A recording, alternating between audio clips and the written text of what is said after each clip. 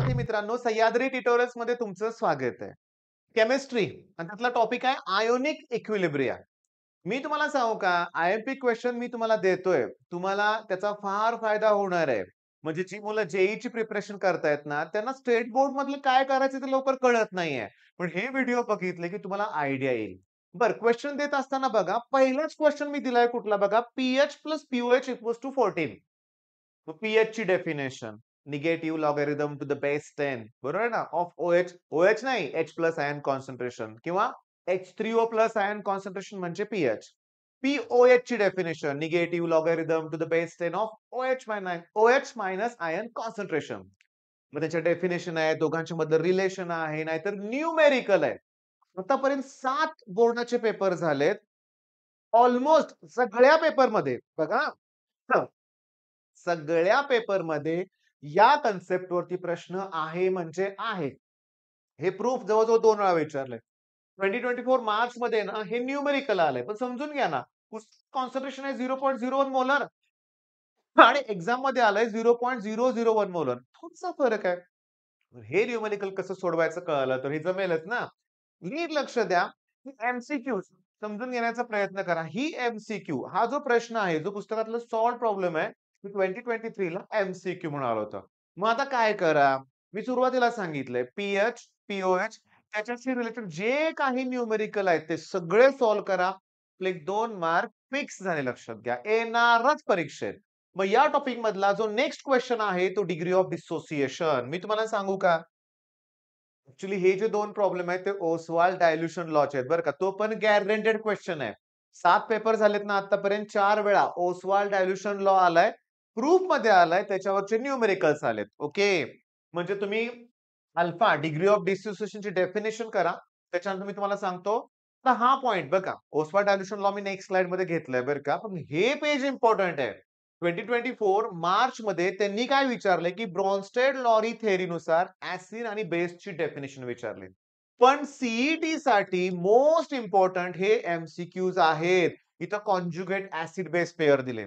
Lewis थेअरीनुसार जो electron pair donate करतो तो बेस, जो इलेक्ट्रॉन पेअर एक्सेप्ट करतो तो ॲसिड.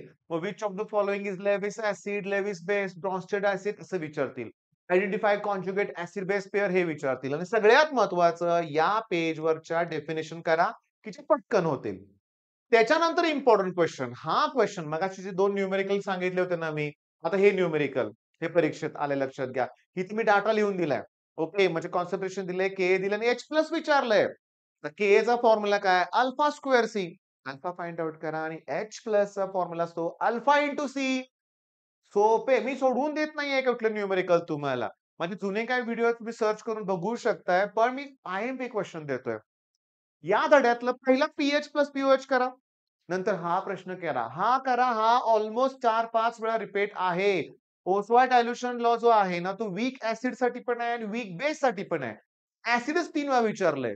मग यावेळेस बेस विचारू शकताय. मग बी-ओ-एच हे एक्झाम्पल घ्यावं लागेल, पण करा. तुम्हाला कोणतं सॉल्ट हे स्ट्रॉंग ॲसिड, स्ट्रॉंग बेस आहे हे ओळखता आलं पाहिजे. ही एक्झाम्पल्स आहेत. ओके. त्याच्यानंतर सांगतो. के म्हणजे काय? Dissociation constant for weak acid हा वीक बेस.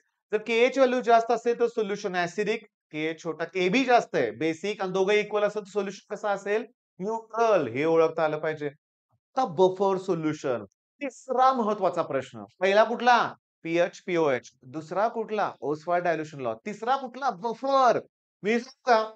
बफर सोल्युशनची डेफिनिशन विचारले आणि हँडरसन जे आहे ना, हँडरसन जे इक्वेशन, इक्वेशन लिहायला सांगितलंय. प्रूफ नाही विचारलं, डेरिव्हेशन नाही. डायरेक्टली इक्वेशन विचारले 2 मार्काला. बफर. आता बफरमध्ये ॲसिडिक बफर, बेसिक बफर तुम्हाला ओळखता आलं पाहिजे. ॲसिडिक बफरमध्ये वीक ॲसिड आहे आणि त्याचं सॉल्ट कंटेनिंग स्ट्रॉंग बेस. म्हणजे ॲसिडिक बफरमध्ये वीक ॲसिड, बेसिक बफरमध्ये वीक बेस आणि त्याचंच salt containing strong acid. C-L, H-C-L हा ॲसिडचा पार्ट आहे. मग आता त्याच्यानंतर मी तुम्हाला सांगतो बफर ॲक्शन ही जी आहे ना, sodium acetate. Okay, sodium acetate जे दिसतंय तुम्हाला त्याची बफर ॲक्शन 2 मार्काला 2024 ला विचारलंय. हे न्यूमेरिकल गंमत बघा मला जरा सांगायचंय बरं का. हे न्यूमेरिकल आलंय बरं का. 3 मार्काचा प्रश्न आहे 2022 ला. पण गंमत बघा. बोर्डच्या एक्झाममध्ये जो प्रश्न आलाय त्यात कॉन्सन्ट्रेशन 0.02 दिलंय. इथं तर 0.2 दिलंय. ऍसिडचं 0.01 दिलंय. इथे तर 0.1 दिलंय. म्हणजे हे आणि हे गणित वेगळं आहे ना? नाही गंमत बघा. इथे छापताय ते 0.2 आणि सॉल्व्ह करताना घेताय 0.02. आलं का लक्षात? सॉल्व्ह बघा ना. बरं इथे लिहिलंय 0.1. आता मला सांगा, विचार करा ना. 0.02 ला 0.1 जी त्यांनी व्हॅल्यू दिली त्यांना डिव्हाईड केल्यावर 2 कसं येईल? मग याचा अर्थ जे एक्झाममध्ये बोर्डला आलंय ना 0.01 त्या व्हॅल्यू करेक्ट आहेत. या पुस्तकात 3.10 मध्ये प्रिंटिंग मिस्टेक आहे. कन्क्लुजन काय? पुस्तकातलेच न्यूमेरिकल येतायत. थोडा चेंज होईल, नाहीतर पुस्तकातलेच न्यूमेरिकल. टॉपिक मधले 3 आय-एम-पी क्वेशन झालेत. ऑलमोस्ट टॉपिक झालाय. Buffer solution. ओके. बफर सोल्युशनचे ॲप्लिकेशन 2023 जुलैमध्ये विचारलेले आहेत. हे सगळे तुम्ही ना ॲज अ एम-सी-क्यू म्हणून पण विचार करा बरं का या प्रत्येक गोष्टीचा. त्याच्यानंतर आता गंमत बघा. सोल्युबिलिटी प्रॉडक्ट आणि सोल्युबिलिटी. अॅल्युमिनियम हायड्रॉक्साइडचं हे जे रिलेशन आहे ना, हे विचारलंय जुलै 2024 ला. मार्च 2023 ना 3 पीबीआय2 साठी विचारलं आणि हे 2 वेळा रिपीटेड आहे बरं का. अजून एका पेपरमध्ये पुन्हा सप्टेंबर 2021 प्लीज चेक करा. रिपीटेड आहे. म्हणजे मी काय करायला लागलोय तुम्हाला 7 बोर्डाचे पेपर त्याचबरोबर हे करत असताना साताऱ्यातले जे लोकल चांगले कॉलेजेस असतील किंवा मुलांनी माझ्याकडे जे पेपर कोल्हापुरातले कॉलेजचे बरेचसे पेपर माझ्याकडे मुलांनी गेल्या वर्षी शेअर केले होते. त्या सगळ्यातून मी हे क्वेशन शोधून काढतोय. आता सांगतो या कंडिशन ऑफ प्रेसिपिटेशन आहे त्याचा न्यूमेरिकल साठी उपयोग होतो. कॉमन आयन इफेक्ट शेवटी आहे. कधी विचारला नाही. मग येऊ शकतो ना. कॉमन आयन बघा ना इथं हा आणि हा कॉमन आयन आहे. मग कॉमन आयन इफेक्ट म्हणजे काय? की ionization of weak electrolyte is suppressed in the presence of strong electrolyte containing common ion. Okay. मग हे एवढे प्रश्न आपल्याला करायचे आहेत. न्यूमेरिकल पेपरमध्ये आहे. थेरॉटिकल प्रश्न प्रत्येकात आहेत. टोटल वेटेज 6 मार्काचा आहे. मग आय-एम-पी क्वेशन रिवाइज करूया. पी-एच, पी-ओ-एस, ओस्मोल डायल्यूशन लॉ आणि बफर ॲक्शन. हे 3 इम्पोर्टंट आहेत. न्यूमेरिकल्स पण त्याच्यावरतीच आधारित आहेत. सोल्युबिलिटी प्रॉडक्ट आणि सोल्युबिलिटी सांगू का? तुम्ही जर 2022 चे जर एम-सी-क्यूज बघितले, जुने पी-वाय-क्यूज बघितले, तर ऑलमोस्ट प्रत्येक शिफ्टमध्ये सोल्युबिलिटी प्रॉडक्टचा प्रश्न होता. म्हणजे सी साठी पण हेच इम्पोर्टंट आहे.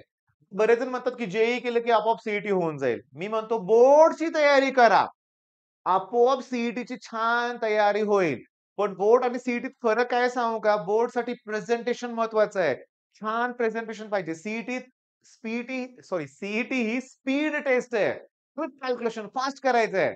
मग माझ्याबरोबर या सगळ्या गोष्टी तुम्हाला होणार आहेत. मग तुम्हाला मी आय-एम-पी क्वेशन देतोय. तुम्ही खुश आहात. पण सबस्क्राईब करायला विसरताय. चॅनलला सबस्क्राईब करा, व्हिडिओला लाईक करा, मित्राबरोबर शेअर करा. All the best.